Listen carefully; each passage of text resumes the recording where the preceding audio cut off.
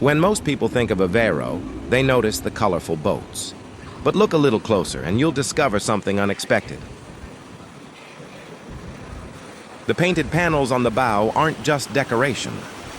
They tell stories, share jokes, and sometimes poke fun at everyday life. For generations, local artists have filled these boats with humor, tradition, and a touch of mischief.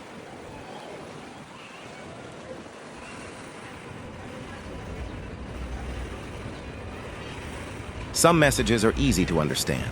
Others hide meanings that only locals truly appreciate. Long before carrying visitors through the canals, Moliceros were working boats, collecting seaweed from the lagoon to fertilize nearby fields. Today, they still sail through Aveiro, carrying a little piece of the city's personality with them. And if you take the time to read the paintings, the journey begins long before the boat leaves the shore.